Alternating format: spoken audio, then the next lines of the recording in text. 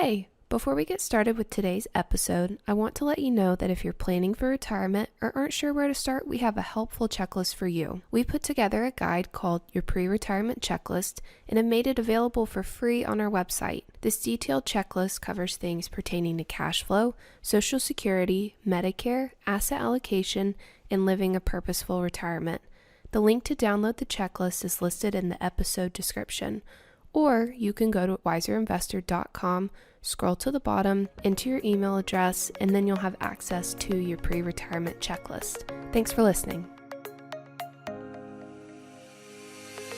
Welcome to a Wiser Retirement Podcast. We believe the best financial advice should always be conflict-free. I'm your host, Casey Smith, guiding you to financial freedom are my co-hosts, Brad Lyons and Matthews Barnett. Hey, guys. Hi, Casey. How's it going?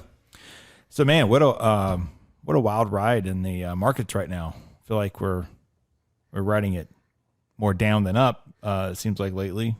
We sent out a video and an email to clients last week and trying to explain a little bit of this, and not everyone who listens to podcasts are clients, so they wouldn't have gotten that. So I just thought we'd take a minute to kind of walk through, what's happening, specifically what's happening in bonds right now. We're seeing a big sell-off in bonds, and I'm sure that most people believe that when the stock market's down, bonds are supposed to be up, right? But there's actually some times in history where that's not exactly the case in certain environments. Well, we're seeing a repricing in bonds today by investors. As interest rates are presumed to be rising, and they've risen a little bit already, investors are taking heed of that and repricing the bonds prices as that they will pay in order to invest to get that stream of income. And as future interest rates are higher than current interest rates, they're expecting to have a higher return on that investment in bonds in the future. So they lower the price of the bond today in order to make that adjustment. And we've seen that in all maturities, in all credit markets, all qualities, et cetera. And so it's being priced in. And I've talked to some people in the business, both on the institutional side and our side, that they think it's about priced in now, Casey, that all the future interest rates that rises that will occur are just about priced into the current price of a bond, barring any unexpected incidents. Yeah, I think if inflation persists at this level or gets worse, the rates would probably have to go higher. Potentially. That's right. There's cross currents going on. We have inflation and we have rising interest rates, at the same time. One is, causing the Fed to do the other. Inflation is causing the Fed to raise interest rates. But the Fed's also trying to remove some of the stimulus in the markets that they've placed into the markets in order to stimulate the economy during the coronavirus economic shutdown. So, as they should. Yes. It's time to do that. Yeah. Wages are increasing. People are leaving jobs for other jobs. Even if they stop doing wages, other companies still need employees so bad that they're willing to pay outsized wages compared to even just a couple of years ago, even before COVID. What's interesting to me though is like the Great Reset, even like on technology side, because they believe that tech relies so much on capital to grow, they'll have to borrow at higher rates, and therefore that's supposed to hurt their earnings. But yet, I don't think that's what we're seeing on earnings reports right now. I guess next couple of quarters or a year from now, we'll know for sure. But it's the growthy stocks that seem to be taking the hit right now versus value, which is actually doing quite well in this current environment until it doesn't. That's right. We've seen value stocks try to start this comeback. Everyone keeps saying, value has been depressed for 10 years. It's going to come back. I'm not so convinced. I think when the people realize the sky actually isn't falling, that this is all healthy that's happening in the economy right now, that the tech names will be back at the top of the board again. Well, those growth stocks are, again, it's a future, I won't say bet, but a future indication of the markets. Investors today are willing to pay dollars for future growth that comes with high tech and other growthy type names. But when interest rates rise, the opportunity cost for that investor in the future begins to lower. And so they lower the expectation of that price and they discount it back to today. So your risk-free rate right now is 3%. And maybe a year ago, the risk-free rate, because the risk-free rate is typically the 10-year treasury bond. Right. So you could buy a 10-year treasury, you're going to make 3%. A couple of years ago, it was risk-free. It was basically zero. Right. Right. Right. Everyone was scared. People were piling in the treasuries. So the only thing we have to look out for is, are they going to put the brakes on too much where the economy stops moving? And we've seen some retraction in GDP this first quarter of 2022. Correct. Yes. Correct. And some of that, they keep blaming Russia and oil prices and things like that, but I don't quite buy that. But regardless, we're not making the decisions. We're having to react to the decisions that are being made. And ultimately, for retirees, you'd always have about 2 years worth of your expenses in reserve. And so if the market gets down far enough, you need to make a withdrawal, then you're going to use that reserve. For people who are still saving money for retirement, you get to buy more shares now per dollar. And that's a great thing for you. So it's, we have to understand what's happening in the short term, but we have to maintain focused for the long term. And even if you're 90 years old, you're still focused long term because all your short term needs have been met. When all your short term needs have been met, even though you think statistically you may not be on this earth for 10 more years, it doesn't matter. Your money's still focused long term because you have all your short term needs met. Otherwise, you'd just be losing money on having everything in essentially cash, right? So that's the end result. It always seems to be the answer is, well, no, we're going to get through this and we're going to focus long term. The knee-jerk reactions to go to cash or even to take mixed politics with your portfolio and invest based on how you're feeling about something, that has a much lower rate of return, sometimes a negative rate of return if you get involved in that too much. So stay the course and don't panic. That's the best thing. Capitalism's still alive and well. This is the only country in the world that you can come here and do what Elon Musk has done, starting from basically zero, PayPal, to launching rockets, and now trying to buy a social media company. Just because you can. Just because you can. And after him, there'll be somebody else. After him, there'll be other people. And that is the right point. Behind him, and that's the point. And when we can't do that here, that's when probably time to button up shop and consider another form of work. So. Okay, so let's get into today's topic: how to maximize Social Security benefits. We have a book floating around in the office somewhere, a couple of copies of it. I think there's like 500 something ways to take Social Security. A lot of it is nuances. A lot of it's related to disability and things like that. But it made it a little easier too when they stopped file and suspend and restricted. Yes, so a few years ago, that did cut down on a few different options there. That's true, but. So let's talk about some ways that some things that we want to do with Social Security, or maybe some things that people didn't know about Social Security. First of all, how many years of Social Security is counted? Well, it takes into consideration 35 years of your highest earnings, okay, in order for the Social Security Administration to calculate your benefit. So it's based on your 35 years of highest earnings. And it's important to double check that. Sometimes you see where the company hasn't been reported correctly. So if you go onto your Social Security benefit statement, it will show you your wages that were calculated in that calculation each year. So just something to look at to double check, because like you said, if they maybe haven't counted a year fully, if you don't have those 35 years, those years that you didn't have income will count as zero, and that will affect your overall primary insurance amount. So it's important that we look at 35 years worth of work delivers basically an annuity. This is a government-sponsored annuity or pension, I guess, if you want to look at it that way. It's not that you have contributed, because you don't contribute to your own Social Security. You contribute to other people's Social Security. So when Brad retires and I'm still working, I'm paying for his Social Security, right? Thank you, Casey. You're welcome. So because the program had to, you're welcome. The program had to start from zero, right? So the program had to start from zero, and so they tax working people's income called it Social Security, and then they Social Security tax, and then they applied it to the people who are retired.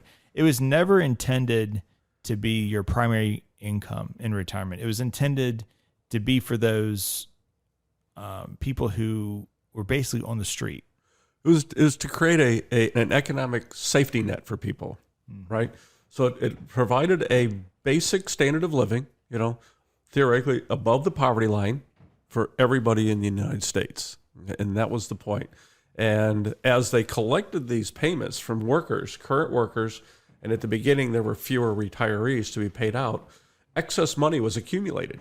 And that became known as the trust fund, right? Mm-hmm. And so that is what was been created over the last 70 or 80 years that Social Security has been in effect. That now what will occur, it's the year 2030 something? Or it was originally 2035. It keeps creeping down. I've heard even 2033 recently. Where current revenue or income sources from Social Security, from workers that paid into Social Security, will not be enough to pay out the Social Security recipients, and so they'll start drawing out of that fund to supplement those payments. And that's the part that's running out in 2033, I think. Something like that. Yeah.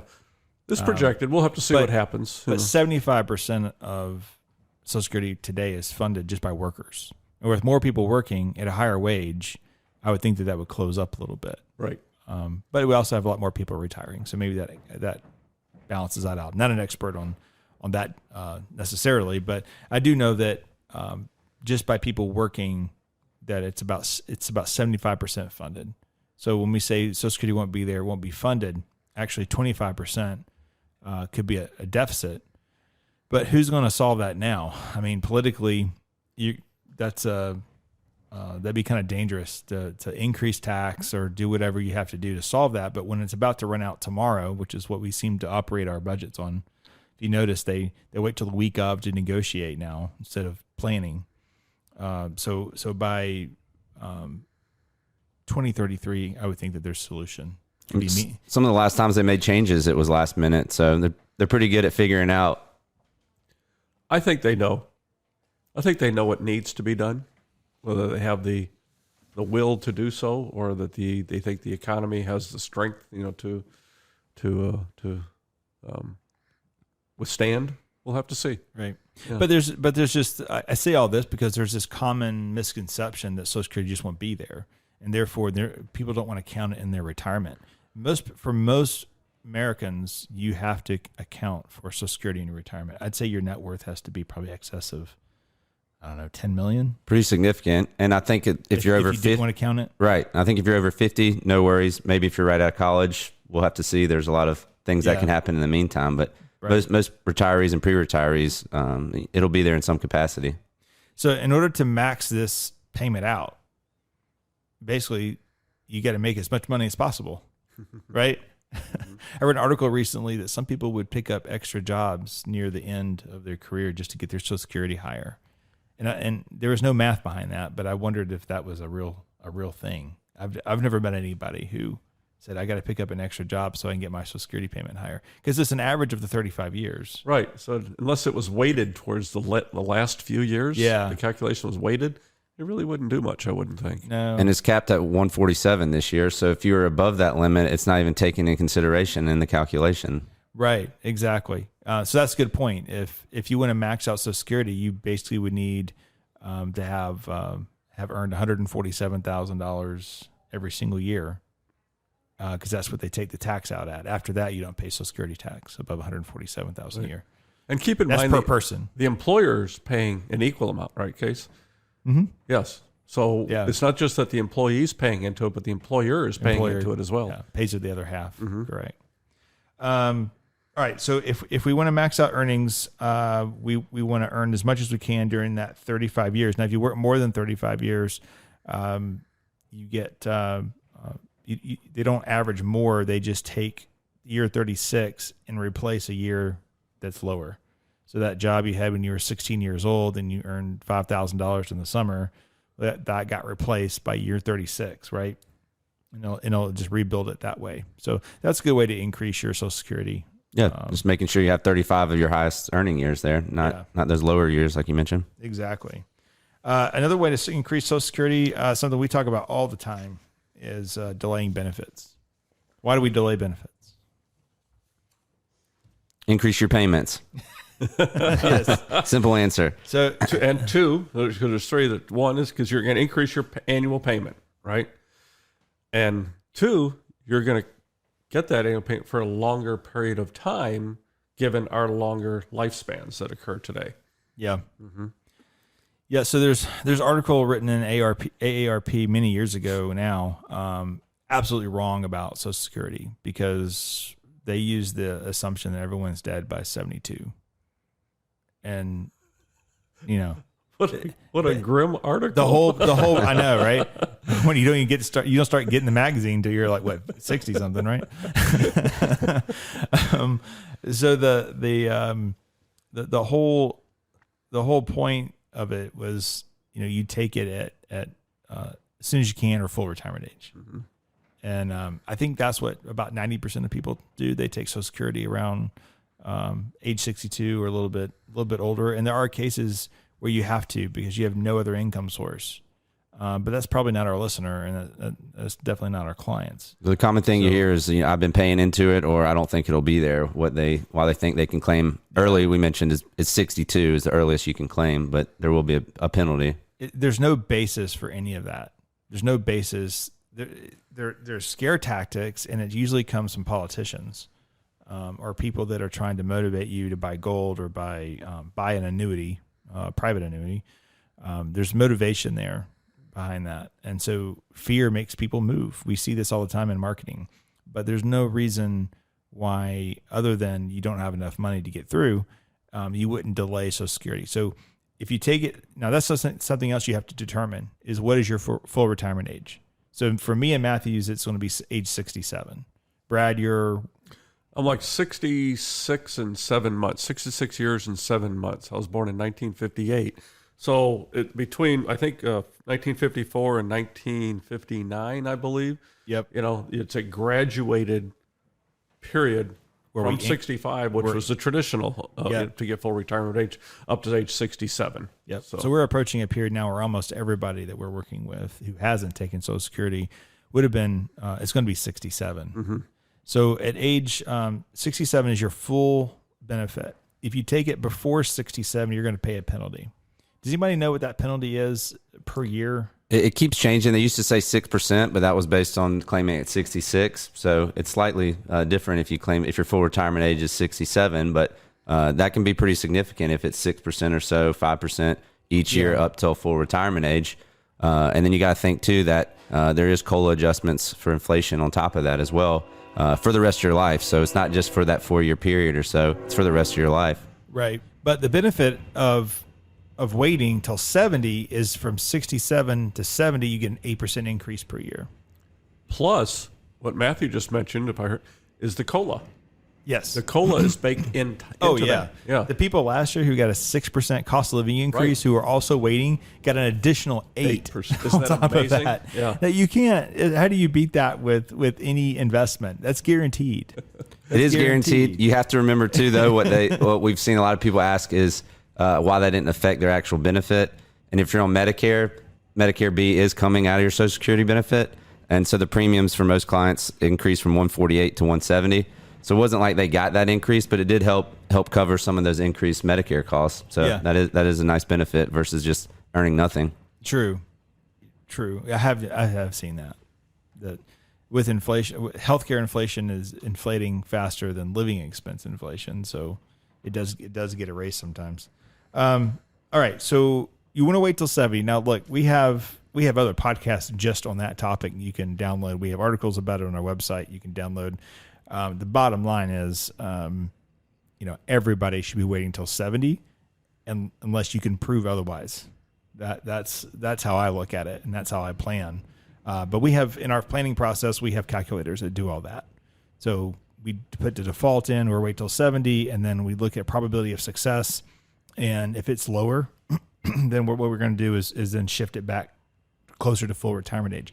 The good news is you don't make a decision and then that's your final decision unless you take it. if you take it, that's your final decision. But you can sit there and talk about it. You know, you can say, okay, I'm going to wait till 70 because that's what Wiser says to do. And then you recalculate, but then your situation changes when you're 68. You just file for it at 68. Now, what I have seen that they try to do is, let's say you file at 69 and they'll say, well, we'll give you a check for the last year and we'll give you the 68 monthly benefit number. I've seen that a couple of times because they say, oh, we can give you a check back to this date and you'll get a lump sum, but then you get the smaller monthly amount going forward. There's been a couple of times I've had to tell clients, no. Just take the higher monthly payout. That's what we calculated in the plan. So the Social Security Administration has this figured out as well. Yes, no, of course they do. That's what the fact that 90% of the people take it early just tells me that there's just a lack of education about it. But you have to be careful because a lot of people too, if they're not working with advisors, they're just going on the website or they're calling the 1-800 number. Yeah. Or they're seeing that they're out of money. They feel like they're out of money. Right. And then they're getting 10 different answers depending on what agent or whoever representative was at the Social Security Administration who they talked to. So just have to be careful to still do your due diligence and make sure that you weren't necessarily taking everything they said correctly. You just got to double check. My mom got 4 different answers on 4 different phone calls. And she worked as a teacher in a school system that didn't pay into Social Security. So she has to take a penalty from Social Security because her Social Security was put into her city pension, right? Okay. Yeah. And that formula was very complicated. And so she had 4 phone calls with 4 different numbers. each agent saying, oh, no, this other agent was wrong. I'm going to readjust this number. And it got a little higher each time. I told her just to keep calling. She should have called 5. Right. She should call the 5th time. So they're not exactly experts. Also too, if you're in a major metropolitan area, you might consider driving to the outskirts to do a Social Security meeting face to face. So I've had clients gone up to Rome instead of going to the Atlanta office or the Merida office, and they pretty much just kind of walk right in. And COVID changed some of that. I'm not sure that they're fully open up there, but that's something to consider too. Is just a face to face meeting and with all your information when you get ready to file, or if you want to get more accurate calculations done. So once you're taking Social Security. Let's talk a little bit about tax, Matthews. How is Social Security taxed? Yeah, so it's based on your provisional income, and unfortunately, this hasn't really been changed since the Clinton administration. So at some point, majority of Americans will have fully taxable Social Security benefits. So there's a tiered system there where it's early about 25,000 to 33,000 or so is going to be amount that is taxed at the 0%. Then it's tiered up to about 44,000 will be at 50%. And then anything above that with your provisional income, actually 85% of your Social Security benefit will be taxable. I think this is one of the biggest questions we see, or people just not realizing. They think that Social Security was free, and at some point it was, but it has been changed. But unfortunately, that hasn't been adjusted for inflation. So the amount that is fully taxable is pretty low considering what most Americans' income is these days in retirement. And that taxable income in retirement would be coming from like your IRA.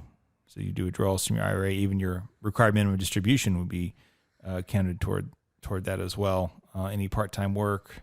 As far as getting reduced Social Security, typically that doesn't start until well, it happens up until your full retirement age, I guess is what I'm trying to say. So it goes up until your full retirement age. I think it's over $14,400, I believe. Every dollar that you earn, you get a reduction in Social Security benefit. Well, if you're continuing to have earned income while taking Social Security. Right. Yes. Mm-hmm. Yes. Yeah. Absolutely. But once you get full retirement age, you don't have to worry about that anymore. So going back to the reasons to defer Social Security to age 70, the third reason is you can manage your taxable consequences from the time you retire at 65 or 66 to age 70. Yep. Okay, based upon where you take your withdrawal stream to pay your income, your self-income. I mean, ideally, you've saved up where you have brokerage money, meaning money that's outside of retirement. Correct. You sell something, you pay maybe a capital gain on it, but it's not really income, right? Where then you have an opportunity where you have no income, no taxable income, to convert IRAs to Roths during that time span up until Social Security age. Right. Which you not only have to be cognizant of the Medicare Part B premium increase that can happen, but kind of known as the tax torpedo. Any additional income you bring on, you might have had zero taxation on your Social Security benefits, but one additional dollar above the threshold could cause you to have 85% of that benefit increased, which will put your next additional dollar significantly in another tax bracket, Yep. which a lot of clients don't really think of when they're making decisions like that on taking additional income for the year. So anything in retirement, taxes matter because it can affect everything. And we have software that we help us. There's so many moving parts. It's hard just to glance at it and come up with a strategy. We have a software that just shows us a graph and said for every extra dollar, this is what happens to it. And it's very helpful. Okay, let's talk a little bit about some of the asterisks, the side notes. Probably the biggest one would be the spousal benefit. You want to walk through that, Matthews? Yeah, and this is probably another thing that we see the most questions about, that just unaware of, that there is a spousal benefit. What the spousal benefit is that you could receive up to 50% of the full retirement age benefit of your spouse. So where that would come into play would be if one spouse just had higher earnings than you had during your working years. So rather than take your lower reduced benefit, you can actually take the 50% of your spouse's benefit. The main things, remember that usually you have to be full retirement age to get the full amount, and that your spouse would have had already claimed for their benefit as well. You don't get additional benefits above full retirement age. So, if your spouse waited till 70 versus 66, you're not getting that additional benefit. The 50% would be based on their full retirement age benefit. So the spouse with the lower earnings or no earnings can receive 50% of the earning spouses or 100% of their own earnings, right? So it's that calculation, whichever is greater, right? So way back when Social Security was started, they recognized that, back then, and, for a number of years, quite often there was one earner per household. And the thought was that the non-working spouse still contributed to society and needed to be rewarded effectively in retirement. And so they came up with this 50% of the earners. So that benefit, really comes into play. Well, you can get half your spouse's benefit no matter what, or all of your own anytime, meaning you're at the right age. But the biggest benefit is for people that have spouses that are younger. So you hit age 70, maybe your spouse is 5 years younger than you. They could, as soon as you start taking yours, your spouse could then get half of yours up until they file at age 70, right? So, but it doesn't benefit everybody. It depends on really your age and your earnings. It could be it's better to take your own, that half doesn't do anything for you, right? If you're the same age, you both turn 70 at the same time, there's no reason to take spousal. So one spouse has to be taking, the spouse is being, that you're taking the half of, has to have also filed. So if you're delaying from 67 to 70, you can't get half your spouse's earning Social Security check, right, until they filed. That's something to remember as well. And it's really family by family because it doesn't benefit everybody. Right. Yeah, every situation is different. That's why I said, obviously, if you want to max it out, claiming at 70, but there are different rules that can happen with spouses as well. We mentioned what you used to be able to do with restricted filing. If you were born before January 2nd, 1954, at that point, the higher earner could have kind of double dipped. They could have taken the amount from their lower earning spouse up until they wanted to defer and make claim benefits at 70. They've done away with two of these claiming strategies. So if you're born after January 2nd, 1954, those are no longer options. So for most of the clients we see, it's gotten a little more simple in the ways that you strategize claiming benefits, but there used to be a lot more intricacies there. Right. Another asterisk, I guess, is if you're retirement age and you have a minor child, that's probably more rare these days, but you can receive benefit for the child. Minor child survivor benefits. So as early as 60, you can claim survivor benefits based on your spouse that's deceased. You'll get a reduced benefit of that amount if you waited till full retirement age. But you could claim your survivor benefits and then wait to claim your own benefit if that was larger at full retirement age or later on. So also something that a lot of clients don't understand or were unaware of was that there are additional survivor benefits available as well. And that's something that I haven't seen happen automatically. So if you're married, you pass away, their Social Security stops automatically, but you typically have to call them to get their Social Security. It doesn't just automatically happen. Yeah, and that's said, you just got to be a little proactive. Unfortunately, you've got a lot on your mind with what's Right. going on in your life, but there are some additional benefits that you could have. Well, guys, I think this covered the highlights of Social Security very well. This was we didn't have a steak dinner. And if someone's offering you to educate you about Social Security and offers you a steak dinner, they're actually trying to sell you something called an annuity, which is typically a bad thing. So avoid. There is no free dinner, so avoid the haggling of annuity salesmen.